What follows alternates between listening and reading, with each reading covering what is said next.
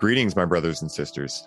Sending gratitude to all of you who are joining in today to accompany us down the rabbit hole of self-exploration through plant medicines. My name is Ryan Sprague, and I'm here to tell you that your frequency is now set and tuned to explore psychedelic medicines and the impact they've made among the countless psychonauts exploring the last true frontier. Buy a ticket and take the ride with me as we get true firsthand accounts of the experiences, benefits, risks, and transformations taking place within the ever-expanding world of psychedelic medicines on This One Time on Psychedelics. I imagine everyone listening to this show at this time can think back to a time where they met someone and it felt as though you had somehow known each other already, as if you were simply picking up where you left off in another lifetime. These are one of the many mystical occurrences that, when they happen within my life, remind me that there are much bigger, mysterious forces at play within our collective experience of life. These are the times in which I experience synchronicity and serendipity, which I choose to believe are the language of the universe speaking directly to me and giving me the metaphorical wink and smirk that a dear friend who knows exactly what our soul is craving would give when we are in need of a good cosmic giggle. Buying the ticket and taking the ride with us today on the show is a gentleman who, when I first chatted with, gave me these exact feelings. Our dialogue flowed as if we were long-lost brothers finding each other once more in the infinite sea of possibilities that is the universe at large. And I knew after having him on Highly Optimized that we needed to jump down the rabbit hole into mysteries surrounding his plant medicine experiences, what they opened up for him, what he has learned about himself as a result, and other mutual curiosities we have surrounding the subject of life as a whole. For those of you that are looking for cosmic laughter in your experience of life at this moment, this episode is sure to fill that cup, unleash your inner child, and set your cruise control directly into the state of vacation vibration with us. So strap on your curiosity caps and give me a loving hand and welcome you, my man, Ty Nicholson, to the show. Ty, my man, what is good? What is good is your intros, my man. Like, wow. Thank you, brother. Need to get you hired for, just setting me up with my morning routines. I could listen to that every day, that's for sure. Hell yeah, man. Service coming to a platform near you is just me waking you up every day, Ty Nicholson, it's time to wake up. Man. That's a niche. You said yesterday you were going to wake up at 6 a.m. and it is now 6 a.m. Get your butt out of bed. That's what I like to hear. Hell yeah. Oh, well, man. Cool, man. Thank you very much for having me on the show. Absolutely, man. It was an easy decision. I've told Alex, Morningstar, for those listening who might not know that he's my business partner, but because I've talked about him before. But, I was telling Alex that, there's certain people that I podcast with. Like, I love every podcast I do, right? But there are certain people, especially other podcast hosts, let's be real, right, that just understand how to have a really fun dialogue where I can just be talking off the cuff. And then at a certain point, I'll be complete. And then you just come in and it's just this flow, right? Like there's no of course, there's questions that I'll ask and things like that. But, when I first started podcasting, I was much more anxious about it. Like, what are people going to think of me and all that stuff? And so I was much more apt to do an interview style, right? Where I would literally spend like 3 hours researching and writing out questions for that individual. And there's nothing against that, right? But it was just like, I kind of mapped my roadmap out before it even started, right? And it didn't give much room for the flow and for the divine to take over. And so part of what I did with this podcast is told myself, like, listen, Rye, if you're going to have 2 podcasts, you straight up can't do that. Negation, acknowledge, and accept it, right? Like, so it was almost like I did 2 podcasts and I started the second one specifically to get myself out of that pattern. Yeah. Well, similar sort of story with my show as well. At the start, I had it all sort of structured and out. And then I was like, you know what? I'm just going to let things flow. If the podcast goes well, then sweet. If not, then I might use it for something else on my social medias. Yeah, exactly. And it's funny because what I've learned about myself during that time is that what podcasting has done for me, and plant medicines, of course, too, but all of these things coming together has, really jumping into the fear, right? Because we talk about, fear in the self-development world a lot, right? And I know you do a lot of this too. And, you're out there crushing shit. And as Alex and I like to say, you're out there banging, right? And, trying new stuff out, right? And we heard in Highly Optimized your story about, I think they were called fly-ins, right? Like what you were doing at that time. Yeah, like leaving fly-ins, even though you were like making lots of money and then starting something new. Like there's fear that comes along with that, right? Like anything we start, there's going to be fear. And I think a lot of people, or I'll speak for myself, I think I fell into the trap of like, well, I'll know that what really like lights my soul up when it doesn't make me fearful. And it's actually the complete opposite, I found, right? Like the things that make me more fearful, oh, that's exactly what I must do. Yeah. Great book for that one is The Obstacle is the Way. Have you read that one? I've heard of it. I listened to an interview. I don't know if it was on Impact Theory or something where the author, I believe, was on there. And so I heard something about it, but I actually forgot about it until this moment. So that's getting written down in the notes right now. Yeah, hell yeah, man. It's a great little book, but yeah, it's predominantly, as you summed it up there, going for the obstacle, because that is the way for growth. And that's when you know that you're in a true growth path. If there's no anxieties coming up, if there's no stresses coming up in your life, then that's a sure tale sign that you're just plateauing, you're baselining, or you're going backwards. I want to know that, oh shit, this is stretching me a little bit this week or next week, because then I know that I'm pushing my boundaries so that I can adapt as a human being, so that you've got that growth path. Yeah, Rachel and I talk about this a lot because, we're both doing our own businesses, and I know you'll know this language well. Sometimes she'll ask me because I like to really have a full plate. Like I like to be like redlining. Like I have a thing for it, right? And, I've worked through a lot of stories with it and everything, but I do enjoy it, right? Like it feels good to go wide open throttle, right? And the way that I phrase it now with language is that I enjoy finding my edges, right? And I enjoy, spreading those edges a little farther, right? Like I know because of like creating Connect with Cannabis, right? That I now know how much I can work in 1 week, right? And then like now adding on the science modules, like, oh, now I know I can even work more than that, right? And also balance like, eating healthy, exercising 7 days a week, meditating, sticking to my rituals, having a beautiful relationship with my partner, Rachel, like having incredible friends, traveling, like, it feels good to know that like you can do all that, right? Like it doesn't mean you have to always be doing those things, but it's nice to know that when it's time, when it's go time, right? Like that you have the sauce, right? So to speak. You've got that superpower there. You've got that ability to go red line. And I'm the same. I love that red line. Yes. Go fast, I reckon. And then I take my periods of time where, okay, now I need to chill, relax, just go for a surf, do breath work, and completely switch off.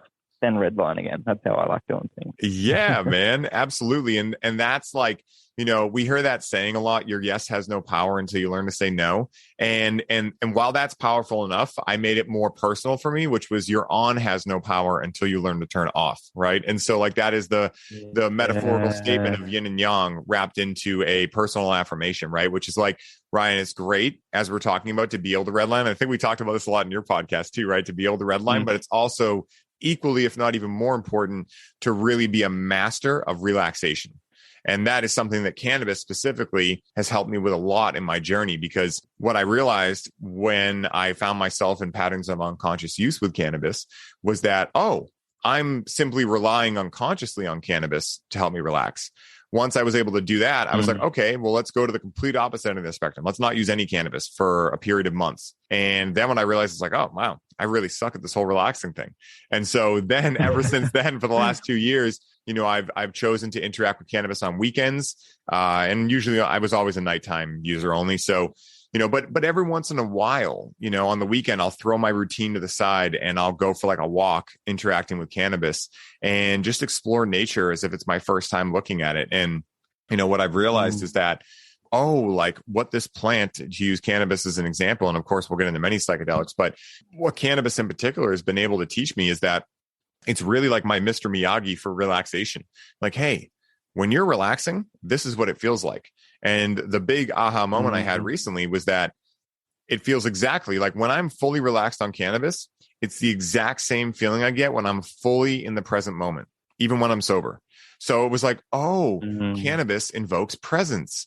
Oh, like it's like these are the lessons that I've learned through. I mean, that's just one plant medicine, but plant medicines in general have taught me pretty much everything we're talking about right now. What fear is, where my edges are, how to move through fear, how to laugh at the devil, right? And also how to relax, right? And how to, stay in my silly self, not take myself too seriously, right? Know when to essentially with the lion, like know when to hunt and also know when to hang back and be on vacation vibration. And those things are so powerful.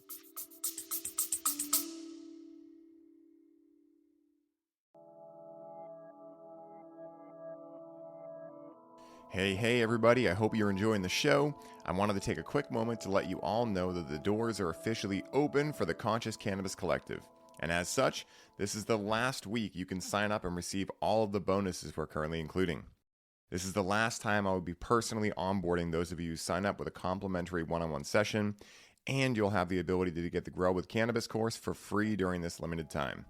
For more info on how you can take advantage of this offer, head down to the show notes for this episode and secure your spot today, as we only have so many spots left and they are filling up quickly. Now back to the show.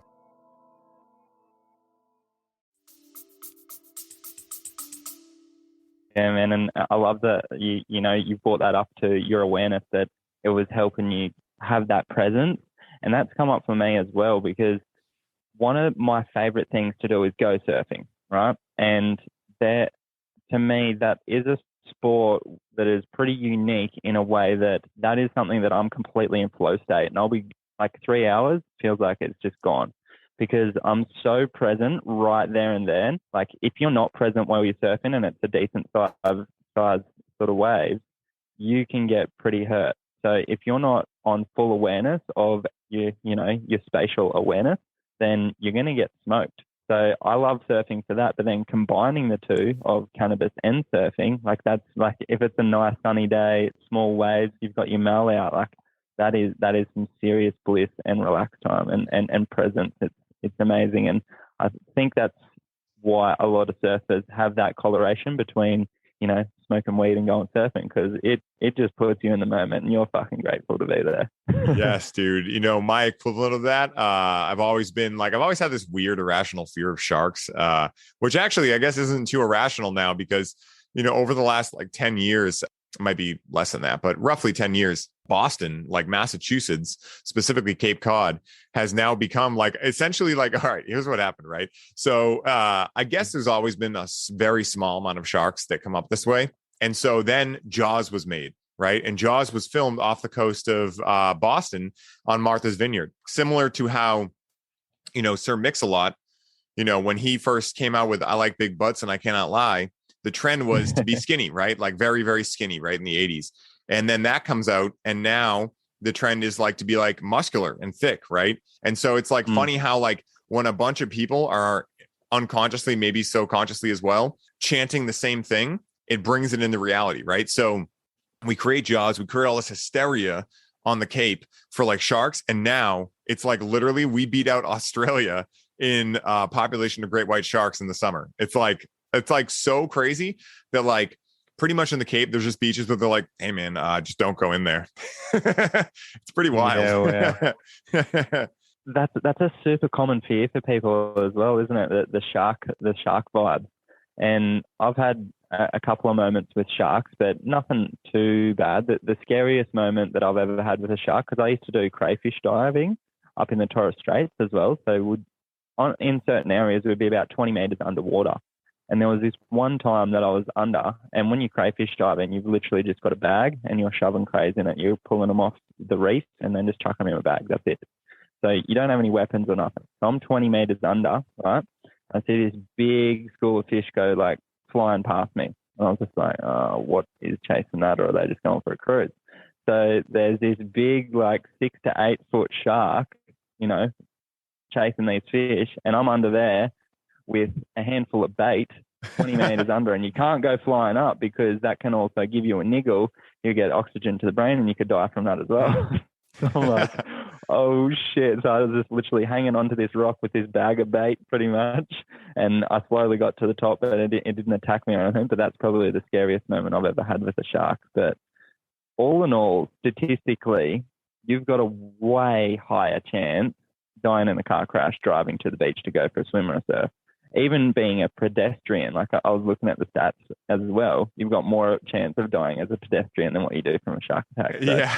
I'll take my chances. Yeah.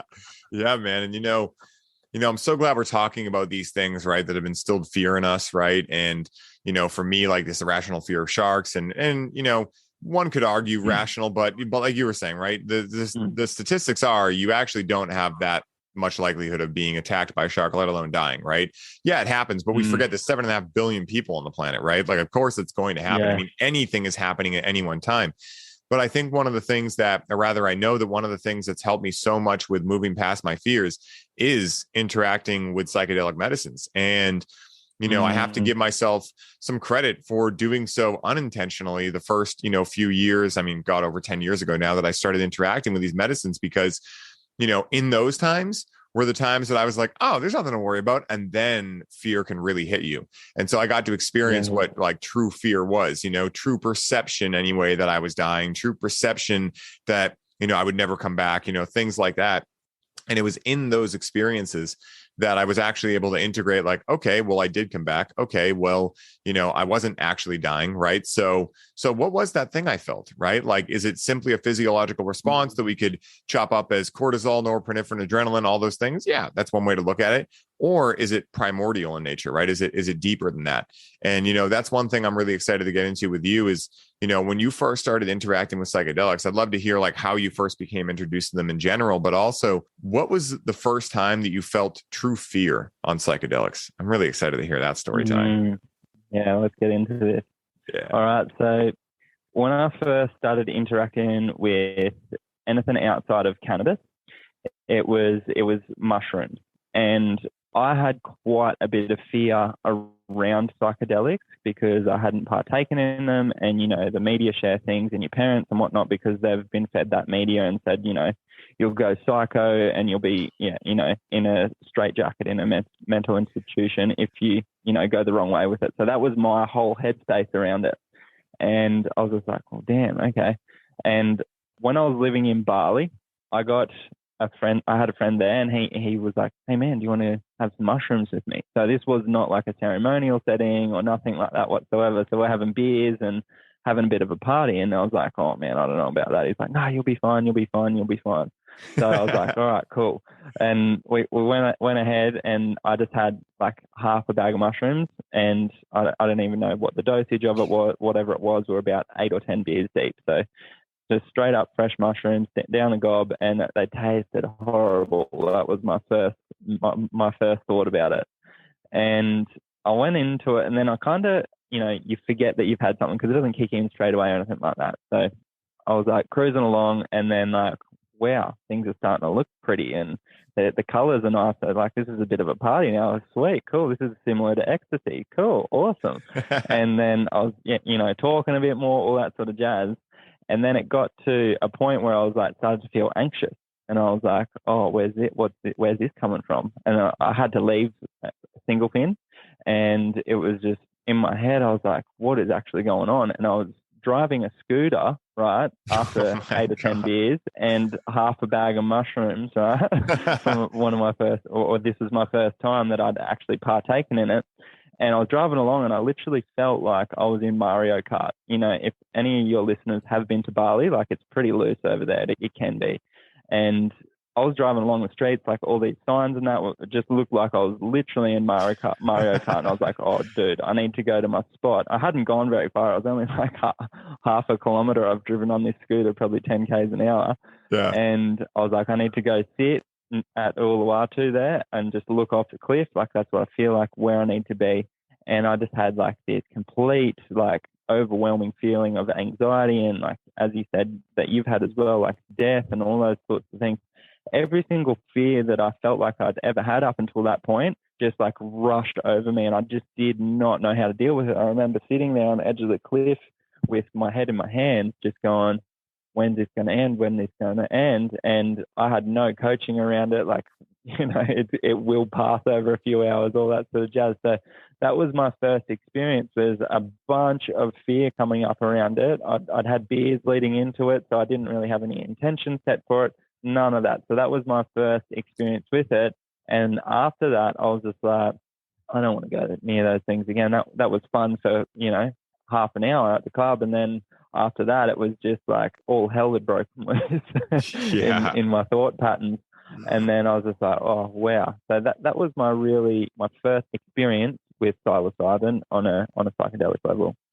Wow, man. It's amazing to hear these stories, right? Because, in a big way, the challenge around these things, the biggest challenge we face is that of prohibition, right? Because what prohibition does is it neglects the side of, hey, people are going to do these things. It's not an argument, right? Like, it's not like, hey, if we make these things illegal, people are going to do them. I mean, let's face it, people in the Philippines are still interacting with drugs, even though they'll literally get killed over there for it, right? So people are going to interact with these substances because it's in our nature, it's in our DNA. I mean, our ancestors have been interacting with these types of things for years, and humans are curiosity machines, right? Like, we get curious on things. And so one of the biggest challenges I found with prohibition is that it fails to give any real credible education on what these things can do, right? Now, I'm not saying that, and I imagine everyone knows this, but I'm not saying that people should be like, oh yeah, just do them all the time, they're great, right? Like, I feel like there's a balance here where it's like, hey, these things can be amazing or they can be traumatizing, right? Like teaching people about set and setting, teaching people about the power of intention, teaching people about like, hey, this is your first time. Probably don't do it alone, right? Like, make sure you have a guide who can like watch you. And if you come into any challenges with fear or whatever, they're right there. They're in either a sober state of mind, or they're a professional shaman who understands how to Sherpa you in that journey and be there with you and, be able to bring you back. Because really, like, the way that I look at psychedelics is that, and this can happen with meditation too, and astral travel, right? We don't even need to be in an altered state of consciousness. But when we're doing that, we're opening ourselves up. And it's almost like if normally we're just standing here, when we interact with a psychedelic, it's almost like we're holding on to the power of like 10,000 helium balloons, and we're kind of just taking off, right? And where we go depends on what the wind direction is. It depends on if there's a storm coming. It depends on so many different things, infinite different things, right? But the thing is, a shaman or a really great medicine practitioner understands where you're going, right? Because I know for people that have yet to interact with this, or are unaware of like a spiritual practice, like, this can seem really qualitative and kind of like out there, right? But there is actually like quantifiable means if you look at a lot of the different lineages, like we were talking about before we hit record, about where you go when you're traveling on these medicines, right? The 4th, 5th, 6th, 7th spiritual dimensions, the Akashic zone. I mean, all of these different areas you go to that are able to be worked through and navigated. And so a good shaman or a good guide is going to be able to go, oh, I know exactly where Ty's at. Okay, I know the specific prayer to bring him back to the next dimension where he can kind of like make it's a little more dense of a reality.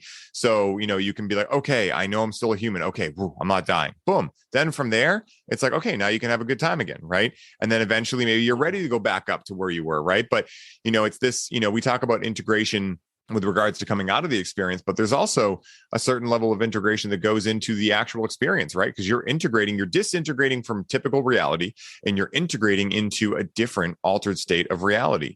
And so, that's something I think about often, because, if we have no idea where we're going, and this is why, I highly recommend, or suggest rather, that anyone who's interested, first of all, find the guide, do all that stuff, but also like, when you're in a very sober state of mind, like start getting curious and start researching like the lineages and figuring out like, would you, if you want to be a mechanic, right? Would you just hop right into taking apart an engine, or would you research it first, right? Like, oh, what kind of car do I have, right? First of all, is this a 4-cylinder, a 6-cylinder, or an 8-cylinder, right?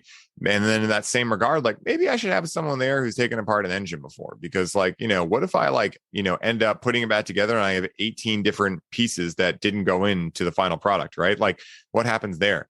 And so like, that's why I love it's a multifaceted approach that I like to take to these myself. And, that's like the best suggestion I think I can give for anyone listening is like, yes, finding a guide is amazing, right? Like you will be essentially safe if you find a guide, so long as that guide is actually what they say they are, right? And of course, do your research into where you're going. But it also really helps to like have some information or some awareness on like what they might be doing. Like, so when you see them doing a certain thing, you're like, oh, I learned about this in this lineage. Like, I know what that's doing, because then it allows you to make more sense of it. And it allows you to once again break free of fear, right? Because a lot of people say knowledge is power, but it's really applied knowledge, right? That is power. And so the more that you can apply this knowledge into any space, especially the plant medicine space, ultimately the more enjoyable experience you're going to have. Not necessarily because it won't be challenging, but because you'll be like, there's those challenges. Okay, cool. I know this contrast I'm experiencing is simply consciousness waking up. And so as soon as I'm getting boomerang down, right? So yes, right now I'm feeling this down and I know exactly what's coming next. So I'm going to tune into the emotions, cry, scream, whatever. And then boom, I'm going to be laughing hysterically with cosmic laughter probably 5 minutes from now. Hell yeah, man. And having that understanding that brought up a fair bit for me. And where my whole journey of understanding plant medicine on a deeper level and looking at it on a ceremonial setting and finding, the right setting and having a guide there, all that sort of stuff was towards the end of my complementary medicine degree. So my last thesis that I did was on entheogens. So I got to go super deep for my last assignment on everything psychedelic. And that's what brought it up to me. I was like, oh shit, I've tried this a few times, like psychedelics. I've had acids and whatnot at festivals, all that sort of stuff, but I've never had it in a setting where it's been controlled, or not controlled, but it's been in a setting that's got intentions around it, it's got integration and all that sort of jazz, right? So that's what opened my eyes up to it. And then listening to a lot of podcasts, reading more books, diving right into maps.org, all of the medical literature, I was like, okay, I think I am ready to try out ayahuasca. And it was a couple months before I got the invitation, and that's completely fine. I don't want to go forcing that at all. And I ended up going for my first ayahuasca retreat at the start of this year. And that was a completely different experience to anything I had prior. And I had a couple of mushroom journeys with my partner, Sky, and we sat there, had a nice setting. We did it together. We journaled, all that sort of stuff, and it was absolutely bliss.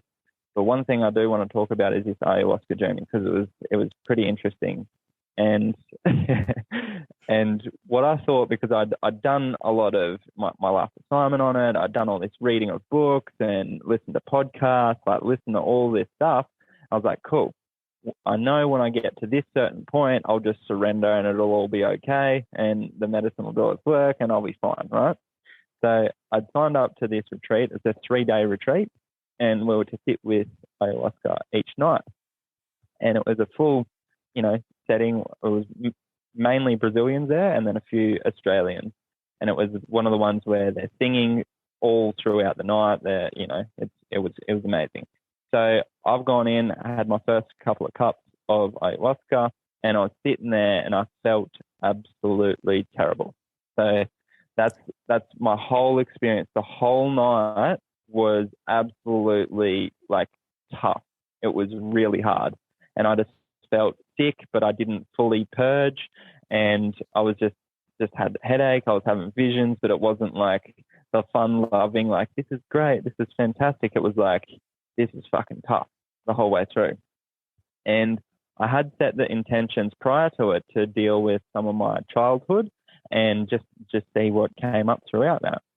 And it wasn't until the sun was coming up the next day as when I actually had surrendered. So I went through 10 hours of absolute just tough work until the next morning.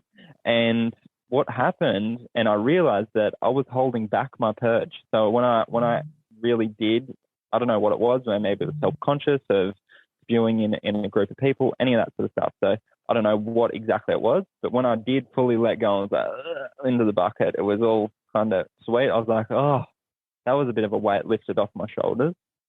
And from childhood conditioning, I had always been told, don't you cry or I'll give you something to cry about. That was my whole upbringing.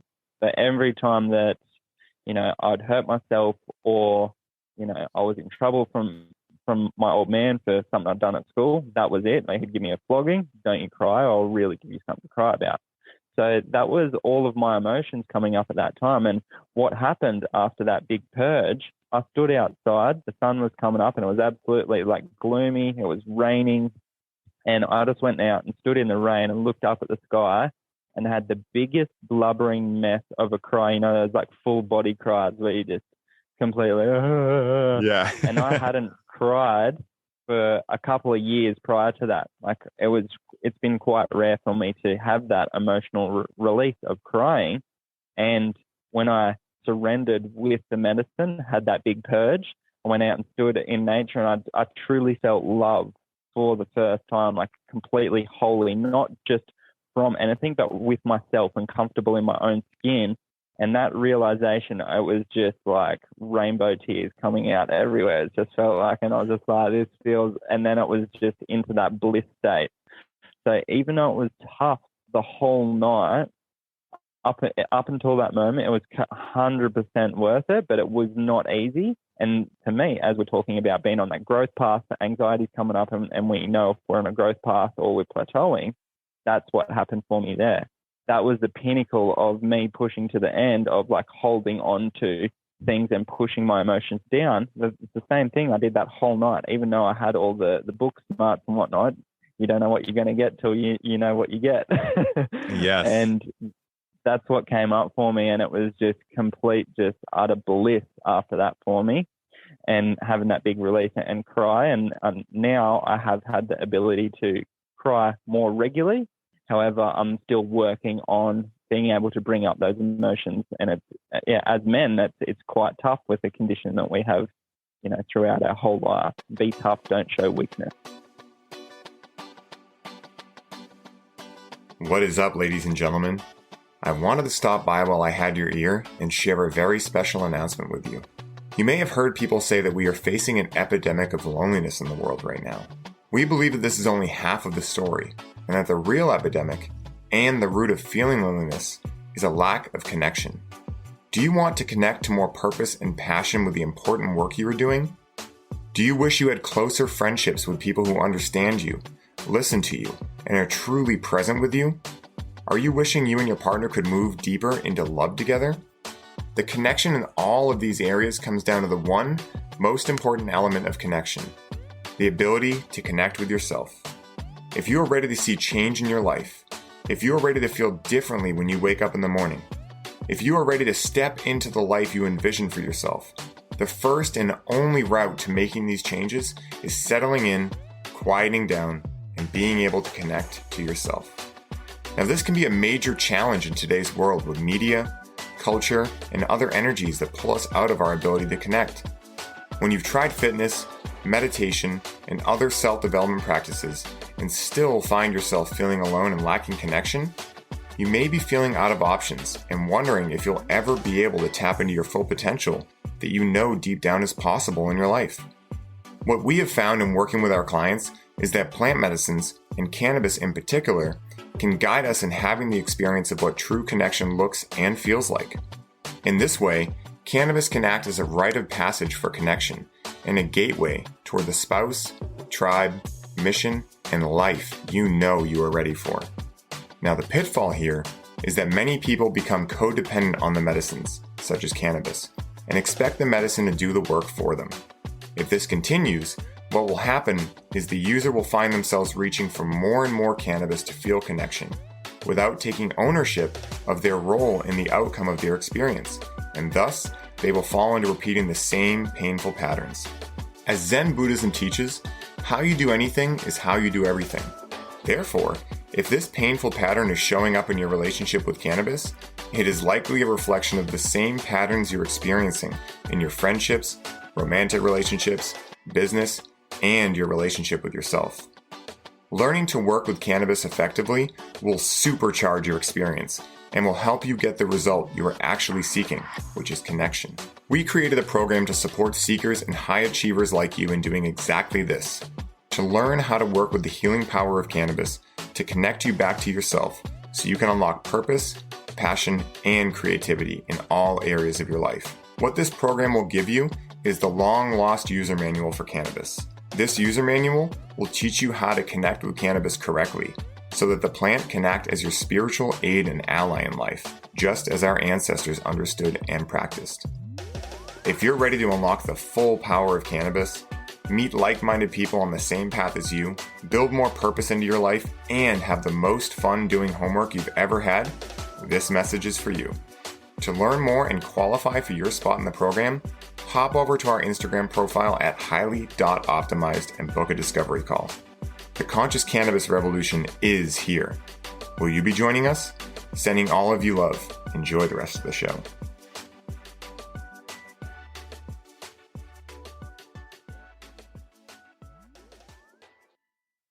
Yeah. I'm so glad we live in the modern day where not only are men being told to cry, but it's also kind of become like the cool thing. It's like, hey, you're going to be stronger if you cry. You better cry. Like, it's almost like we're going to the opposite end of the spectrum. And like, I would much rather that end than the other end. And, I had a similar experience on mushrooms. The last time I sat with mushrooms with my partner, Rachel, and, I had gained a lot of awareness. When I went to Mexico, I sat with peyote, and that was pretty much my experience with peyote, but I never broke through. It was just like incredible nausea. Like, and I don't get nauseous often. I have a very strong stomach. I've done plenty of combos. So I'm like, I thought anyway, and maybe I'm naive, but I thought in my head, I'm like, just puke, man. Like, just puke. Like, it's fine. Like, you've done combo like tons of times. You can do this. And I don't know if it was because like, it was like a lot, right? I'm in a different country not the first time in my life, but one of the first times. It's the middle of the pandemic, right? Like, so, a lot of that's going on. Luckily, I was with it was amazing. Like, they have the best setting, and I would, highly recommend this place to anyone. But like, I was with some really dear friends. I was obviously with Rachel too. And, but, I think what it was for me is that I didn't do enough research on peyote before I went down there because I had always known peyote to be a purger, right? Not as much as ayahuasca, but similar, right? And I remember right before the experience, I mentioned that to another guy there. I was like, oh yeah, like I'm expecting I'm going to purge. And he's like, what? I'm like, yeah. And he's like, no, man, you don't purge peyote at all. And I was like, what? And then that kind of got in my head, I think. Like I got in my own head. So when I was getting nauseous, I was like, this isn't what's supposed to be happening type thing, And at the same time, I'm like, but just do it, right? But I'm like, but how do I know it's okay? And then literally so we probably go 4 or 5 hours through where I'm just like literally like they're singing beautiful songs. And, I'm staring at the stars laying on my back and I'm just like roughing it, like straight roughing it. I'm just like, no, I'm not going to puke. Right.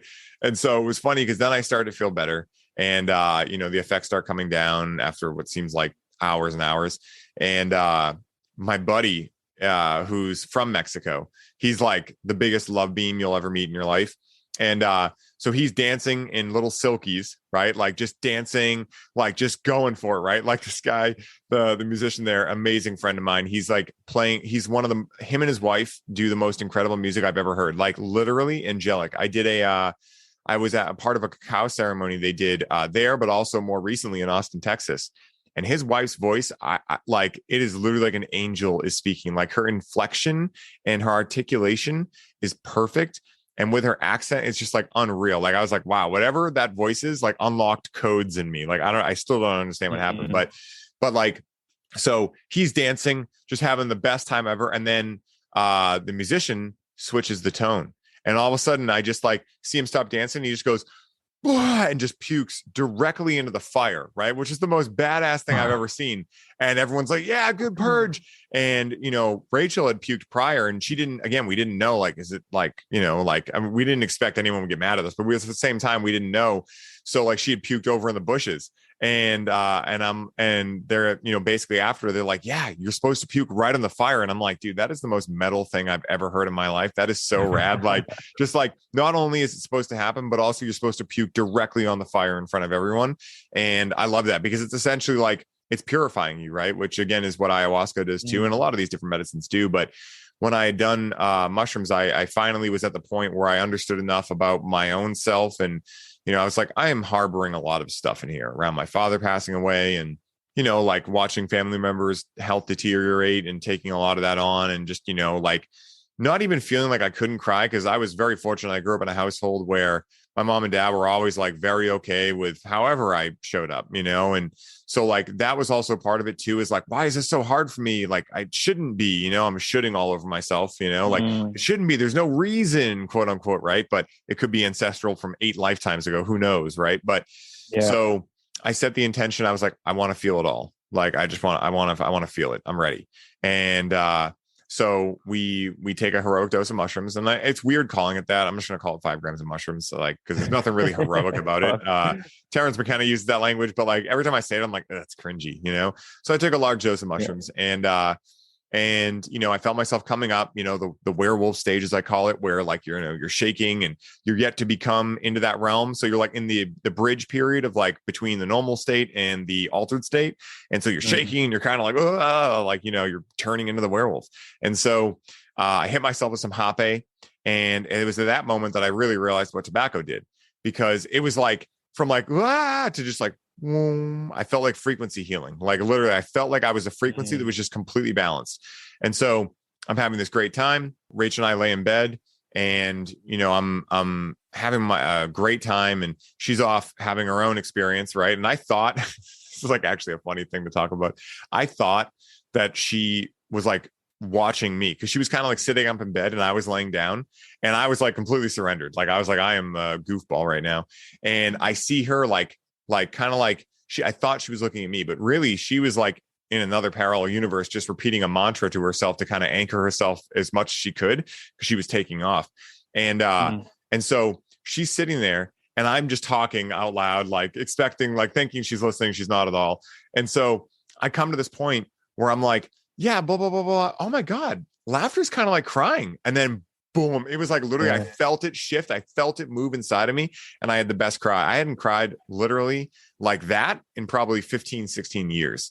Like I hadn't cried at all in probably like 4 or 5 years. I would even say maybe a little bit more since my dad passed. I had never had a big cry since that. And, the funny part about this is that during this, Rachel's very like, intimate and, normally she would be hugging me and doing all these things and, which is amazing and, exactly what I would want in that situation, but she wasn't, right? She was like sitting there and what I thought was watching me. And I was like, wow, like I literally remember saying out loud, like, wow, you're holding such good space for me. Like, this is amazing. Like I was like, literally thought she was the shaman bringing me through this stuff. And maybe she was, who knows? But the whole time, like I'd be saying something, she'd be like, what? Huh? Yeah. Okay. And then she'd immediately be gone again. And so like, I come out of it and I'm like, do you remember this? Do you remember that? And she's like, I don't remember any of that. And it was just like one of those funny instances, man.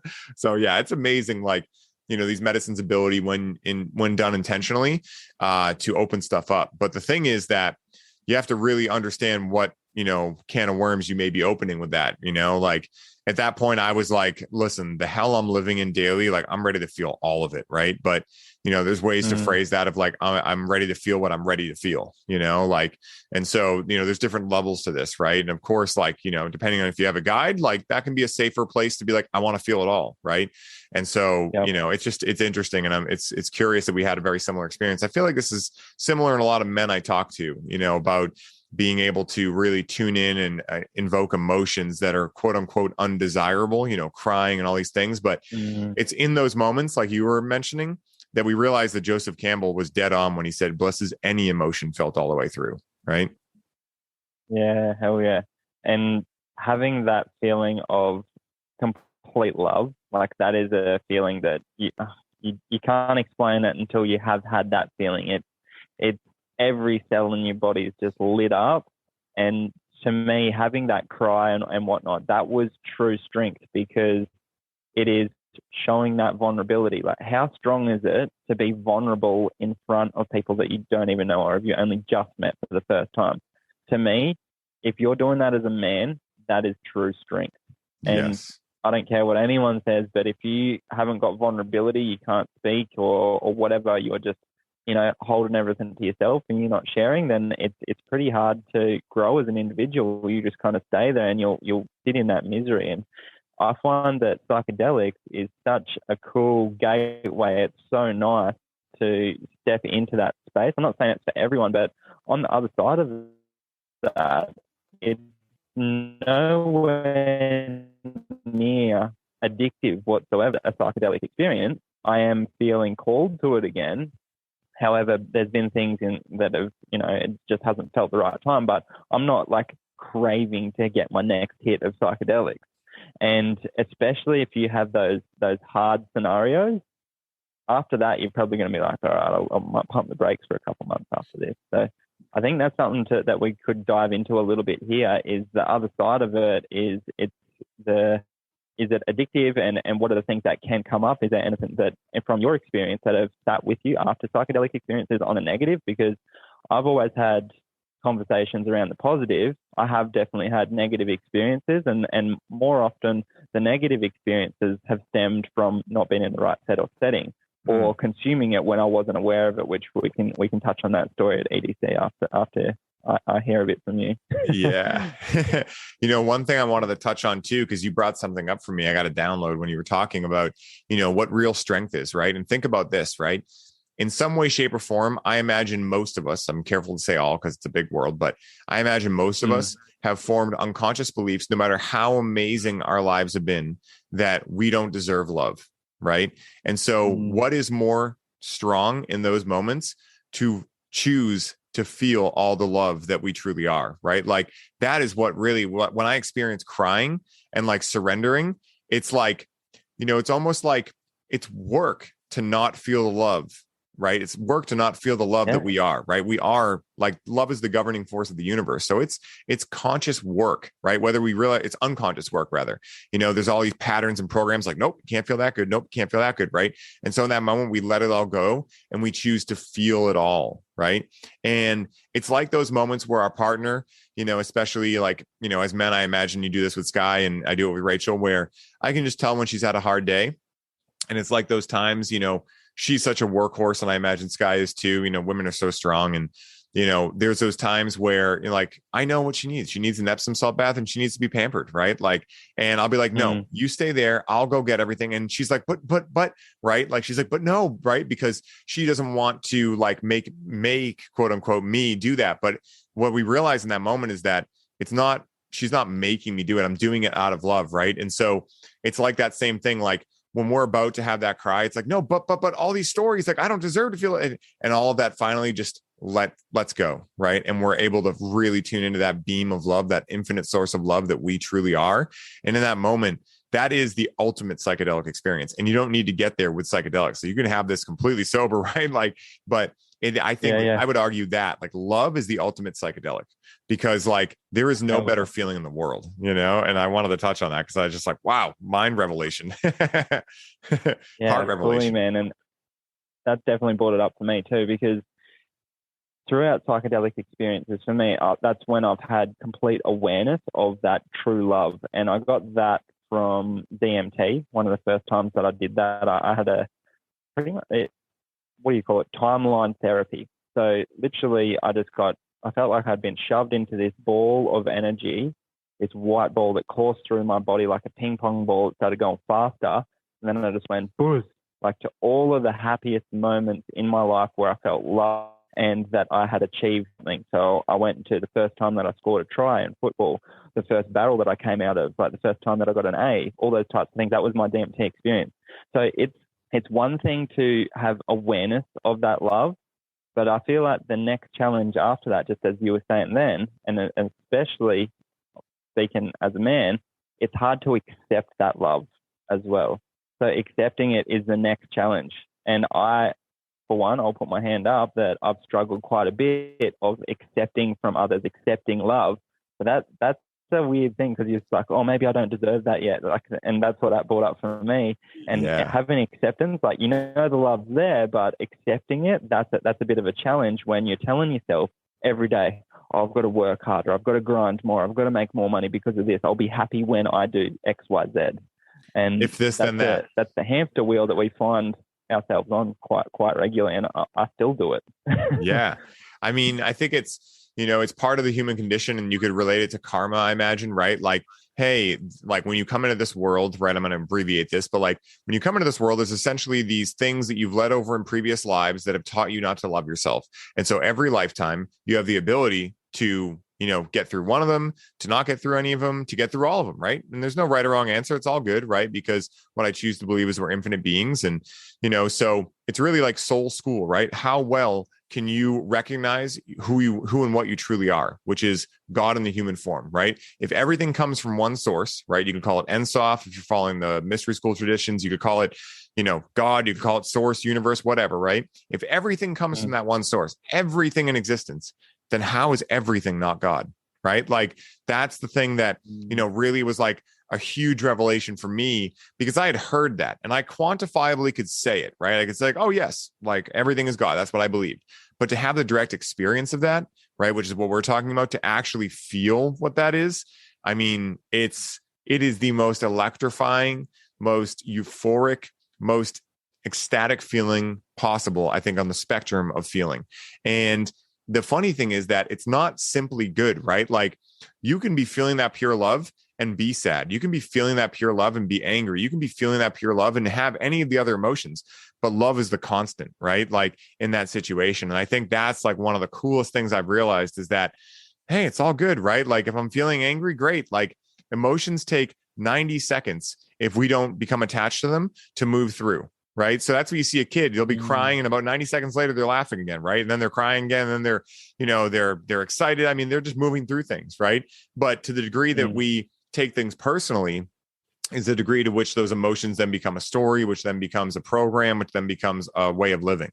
And I think that's one of the biggest, things I've discovered. And, you mentioned, patterns of dependency. Right. And this is something I love talking about. And it's something I talk a lot about with cannabis specifically, because, while it does happen with things like ayahuasca and mushrooms, it's harder to become like dependent on those in the same way, right?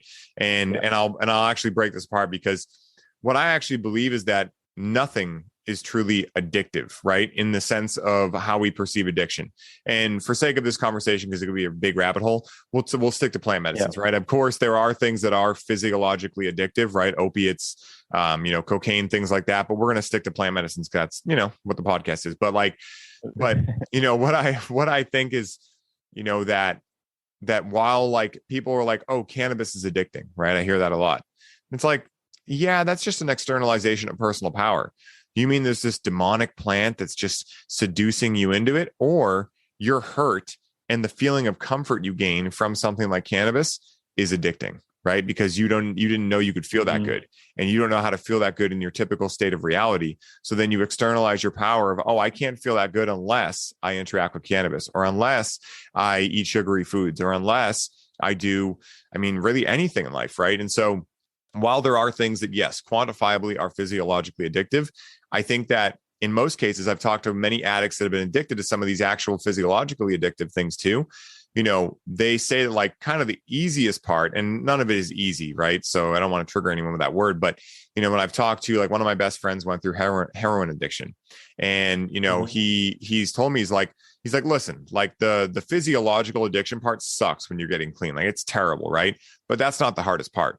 Like once you're through that, he's like, essentially, like if that was all there was, you'd be done and you'd never want to do it again, right?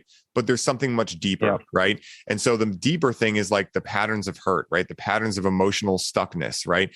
The feelings of discomfort and like in safety, or not feeling safe in your day-to-day life. Those things are what lead people into things that ultimately help them feel safer, right? And so I think that's kind of how I would look at, or how I choose to look at things like cannabis and psilocybin and ayahuasca, is that by all means, like I know people that are like, oh, time for another ayahuasca ceremony. I'm like, didn't you just do that 2 weeks ago? Right. And I'm not judging, but it's just an interesting observation. And I've seen both sides where someone's like, yes, this is what's right for me right now. And then they do that for about 3 months, and then they don't sit with it for years after that. I'm like, oh, interesting. And then I see the other side where people are like doing it for, a year at a time, and I can tell they're hurting underneath, right? We've talked about it and things like that. So yeah, it's a really interesting paradigm.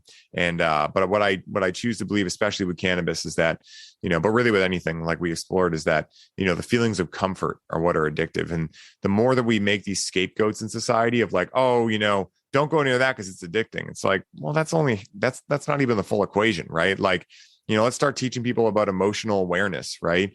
And, how to make sure you feel your feelings, and how to know the difference between getting called to one of these medicines and wanting to use it as in a form of escape, right? Like those are totally different energetic signatures that go into the equation.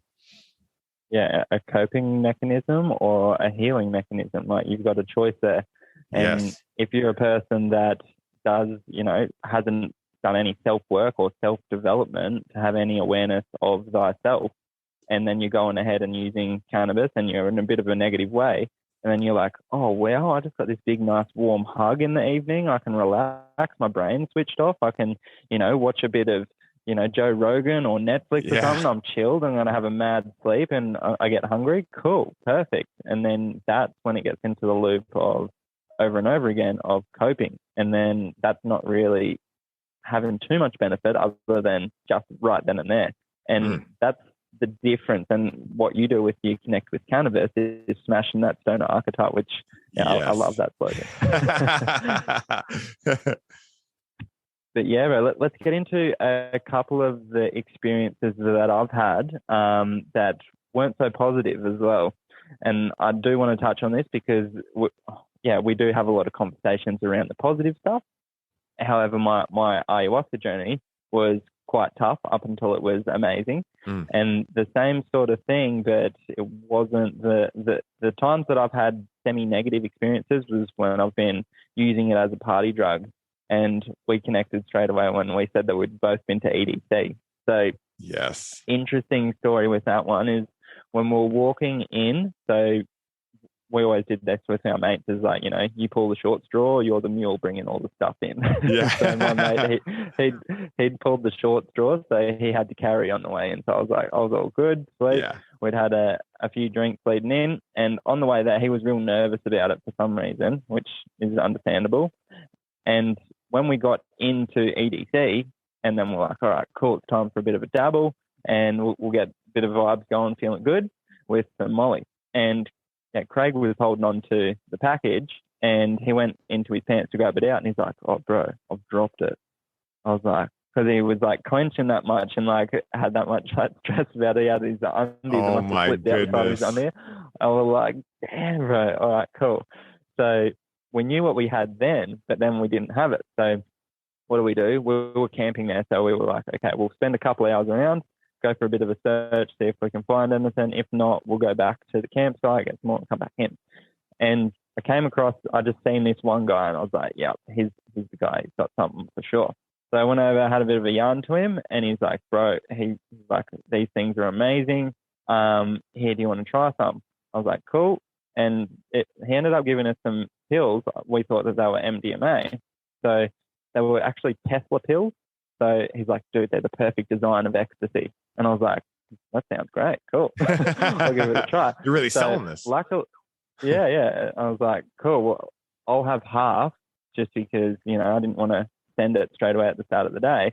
However, we had our second half when David Guetta came on, and it was we both just went beyond. And I was like, this feels a bit more than MDMA because this is some really strong MDMA that's getting me into this hallucinogenic sort of feel.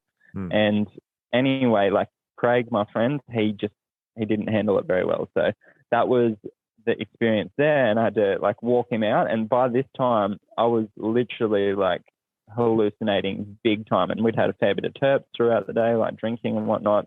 And this is when it started to go into a bit of a negative loop. He was like not in a good way, so I was trying to support him and be there as his guide. Yeah. And we weren't aware of it, but looking up the Tesla pill and the ones that we actually had, it was a type of acid that we'd consumed.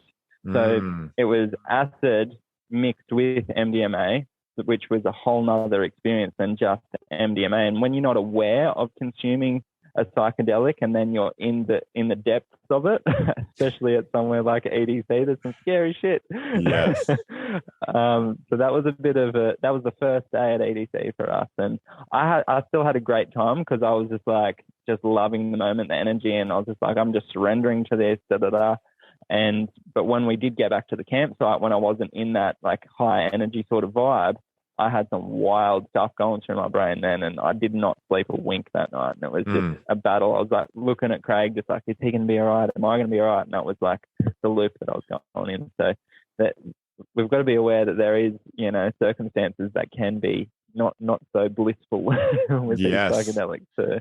Yeah. And, that's one of the biggest challenges, that I find, again, with prohibition, right, is that like, we now see what's able to be done with cannabis, right? You were in Las Vegas, right? And so, we were talking before we record about like, hey, there's dispensaries there, right? And again, in America, like they're everywhere at this point, but it's one of the best things because, back in the day, cannabis would get laced with PCP. And even these days, people have been finding it laced with fentanyl. I don't know who the hell is doing that or why, but there's these scary things that happen, right? And yet now, unless you choose to make that decision and buy it off someone you don't know, you can go to a dispensary. It's come from a registered place, right? You don't know the energy of the grower who grew it, but it's not going to be pure poison, right? So, you can grab your medicine and then you can go enjoy life, right? In whatever way you want to, right? As a conscious sovereign being. And I think this is one of the biggest annoyances that I find with prohibition is like, once again, it's like, guys, people aren't going to stop doing these things. Just make it safe. And you can tax the hell out of it, right? Like do whatever you want to make your money and whatever, right? But just ensure people are going to be safe doing it, because they're not going to stop doing it. I mean, especially at music festivals. I mean, the culture there can be really toxic sometimes, right? Because, people are making some really interesting life decisions, right? And I've seen some shit at music festivals, right? Like just people like, the way that people drink when you're in high school or college, where it's like, I can drink more than you. When you get into those kind of like pissing contests with other types of things, and I've watched these things go down, where it's almost just I can't even laugh at it. Like you could, when you're in high school and people are doing that, you're kind of laughing, you're a little nervous for them. But like when I see that happen, I got to get the hell out of there, because I'm like, that is some dark shit that I do not want to be a part of.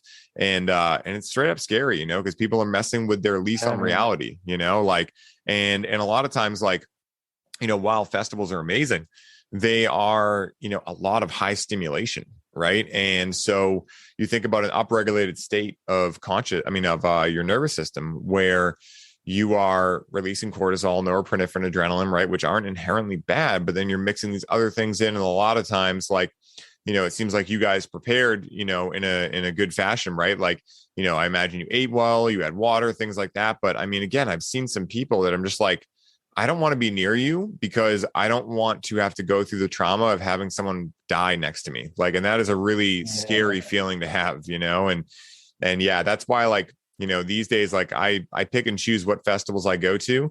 EDC was amazing, but there was a lot of that energy there. And there's just so many people too. It's like a little overwhelming. Yeah. I've gone to some others that are smaller, and, it's just like easier to find people that are like, yeah, we're at a smaller festival because we know our shit, right? And most of the time, but I think a lot of the times these bigger festivals can bring in some challenges. And, I mean, we hear what happened recently with the whole Astro World thing, whatever conspiracy you want to believe or whatever, people ended up dying, right? Who knows why, but it's not it's to put it in a comedic light, it's definitely a buzzkill. To put it in a not comedic light, it's very traumatizing, and so, I'll take things I never want to experience for 500.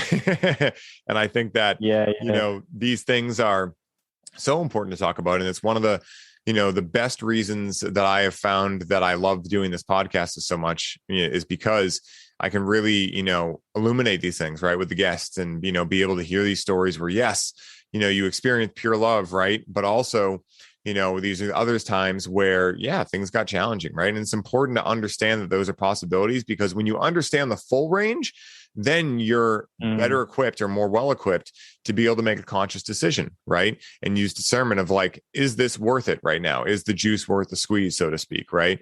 And so I love these kind of stories, man. It's one of the main reasons I made this podcast and this platform is to hear them. Yeah, man, absolutely. And that comes back to a thing that I always touch on is, without experiencing like both sides of the story, like in that EDC setting and then in the ceremonial ayahuasca setting, you can't really pick and choose your middle road that best fits for you. I'm not saying go ahead and take some acid and go to a massive festival and then go to an ayahuasca retreat just so that you can pick your middle ground. But without having both of those experiences, you don't get the full range of understanding of it. But again, I'm nowhere near the full range of understanding it, but I know it from both different types of set and setting, what type of experience that I'm going to get. And I'm definitely one that would rather sit in that ceremonial, nice set and setting, so that I've got intentions towards what I want to get out of the medicine and those types of things, rather than I'm just going to chuck some down my gob and hope for the best and have a good time. There's different outcomes there. Yes, dude, 100%, and, it reminds me that, really it's, whether it's direct experience or whether it's like informational, it's education, right? Like, sometimes, like, again, before the internet was here, before, books were a big thing. I mean, we're talking ancient times, people would try things out and they would learn from them, right? But the great thing about the modern day is that we don't need to necessarily do that trial by fire to understand things, right? So, that's why, like, I feel like the real subject we're talking about here is surrounding harm reduction, right? It's like, hey, if people are going to do these things, statistically, it's showing that even with prohibition, people are interacting with these medicines. Then how can we, operate in a way that reduces the most harm, right? And so, I love this with, Dance Safe. They're a company that goes around. I think they're at EDC and they're at a lot of different music festivals I go to where, they actually get a lot of flack for doing this, but they basically, what they do is they'll set up a tent and they'll offer free testing, right? For anyone who, gets stuff on site. Yeah. And it's ridiculous, and I get it from the festival, creators' point of view, like, hey, they don't want to be associated with that. But how ridiculous is that, right? That like we're actually being presented with a real life solution of like, hey, we know you're going to do it. So when you get it, come here first and at least figure out what you got, right? And this is one of the biggest things I loved about Shambhala up in British Columbia. And I just had this conversation with someone yesterday on this podcast, but I'll say it again because it's worth repeating, is that at this festival, I don't know how they pull it off law-wise, but they ban alcohol, right? So there's no alcohol allowed to be used. They don't sell any alcohol, nothing, right? And on the other side, they pretty much give a free-for-all for medicine use. But what they do is, obviously, if you get caught selling or anything like that, it's still a no-no, right? So they're not like saying you can do that. But, as someone who came from America, right, I obviously didn't bring anything with me. There was no way to bring cannabis or anything else. I was able to go to their testing sites, right? They have these beautiful, like really high-end drug testing stations where, of course, you're going to find stuff randomly there. And then you can go get it tested with, like, I'm talking really expensive equipment, and they will tell you exactly what's in it. And they're not going to take it from you like, oh, this is bad. Like, they're just going to tell you like, hey, this is what's in that medicine. And then you can take it and do what you want with it, right? And so in that, I saw so few instances of people having a challenging experience because they knew what they were getting into. And it's like, it's so wild because it's common sense and it actually works. It's like, it's a weird, ideology to, follow in today's world of just say no. It's the complete opposite where it's like, hey, people are going to say yes. So make sure that they are, having the safest precautions and the safest ways in which to use these medicines, where at worst, they're just going to realize I didn't like that experience, right? At best, they might have an incredible thing, but they're not going to have, so long as they make smart decisions in terms of dosing and things like that, they're not going to die, right? They're not going to have an experience that changes their life forever in a really negative way. And so that's what I really liked about those platforms. So we know it works, it's definitely out there. Yeah, hell yeah. And that's starting to become common in Australia. Not that we're having festivals at the moment with all the stuff that's going on, but like that is something that has come up, is having those testing stations there. And I love that's there, but it's the half of the challenge is getting people to go and test their stuff before consuming it as well, because that's another barrier there. Yes, going into that, because you feel like you're going to get in trouble by the cops because you're just admitting, I've got some stuff on me, I want to test it before I consume it. And it's just like, it's a bit of a barrier to get over there. But I do love that is at festivals as well, because that is, one of the naturopathic principles, like first do no harm and then you doctor as teacher. So just by having those drug stations there, is you're reducing the harm that can actually occur by consuming these drugs, whatever it is, at that festival. And then we're educating the people what's actually in their drugs. Doctor as teacher, then you're aware of what you're consuming, which is massive. Yeah, man. It's exactly the change I want to see in the world at large, because, we are moving into a time where, it's like, guys, are we really that naive with all this amazing technological advancement, which actually is truly technologically amazing what we've done, but yet, like, I feel like humans as a species, a lot of times we're like, well, look at how much science we have. And it's like, yeah. And look how stupid you still are. Like look how little common sense you still have. Yeah, sure. We can go to the moon and do all these things, but we can't still understand that people are going to do these things regardless. And you should make sure that they're not killing themselves doing it, so long as they're actually taking the initiative to go get it tested and everything.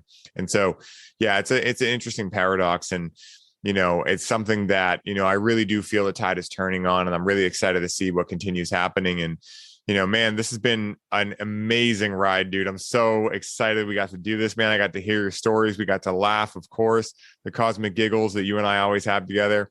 And I want to make sure people know where they can find you, where they can connect with you, where they can learn from you. Drop everything you got, my man. Wait, man.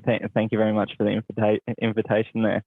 So, yeah, first things first is you can get in touch with me. Predominantly, I'm most active on Instagram. I've actually been in a bit of my own bubble working on online assets, as we were talking about prior to this. So if you want to get in contact with me, it's at break.plateaus. That's my brand. And same with my website. It's www.breakplateaus.com. They're the two best places to get me, or my podcast as well, which is the Break Plateaus Show. And yeah, that's where you can find me. Beautiful, man. And my last question for you, Ty, is this.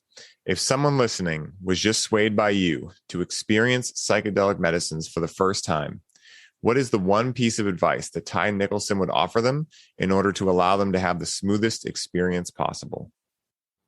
My advice around that would be educate yourself around whatever you are wanting to partake in, and then finding out that guide. If you're going to have your first experience, having an understanding on what the possibilities are of that experience is one great spot to start, having awareness around it. Then after that, having someone guide you through that, then you can have that acceptance of whatever that experience is, and know that you're going to be safe. So to me, that is where I'd go with it. If it's your first experience, choose a great guide and educate yourself around that substance. I love that, man. Yeah, I really couldn't think of any better advice myself. And guys, what did I tell you? Can you believe that Ty and I first spoke a mere 6 weeks or so ago? For me, this is proof that the idea of connection does not have to solely be based on the length of time two people have known each other, but rather can be based on how well they are able to speak one another's energy fluently. I choose to believe that each of our individual energy is a unique language that, similar to when we find someone in a foreign country who speaks our native tongue, is an instant source of deep connection. Ty is a perfect example of someone who has journeyed to the far reaches of the universe as a cosmic cowboy, both in his sober state of reality and with the aid of plant medicines, and has come back with infinite wisdom to share with the world at large. One of the unique things I love about Ty, as you may have noticed within the episode and how he spoke of his experiences and lessons learned as a result of them, is that while these experiences have had no shortage of profound and awe-inspiring realizations associated with them, he has been able to capture them and articulate them in a way that, once again, creates an energetic signature that anyone on the same frequency, whether sober or sitting in ceremony with plant medicines, can benefit from in their individual experience of life. Ty is devoted to being of service in a myriad of ways in the world, and for anyone looking to dive in deeper to the many mysteries of life and be able to make sense of them in a coherent manner, Ty is the man for that mission. Ty, thank you so much for being my cosmic Australian brother, for being a guiding light for so many to gain inspiration and wisdom from, and for giving me the gift of the cosmic giggles time and time again. And until next time, my brother, may your journey be smooth and full of light. Aho. Oh, brother. Thank you very much. True love. True love.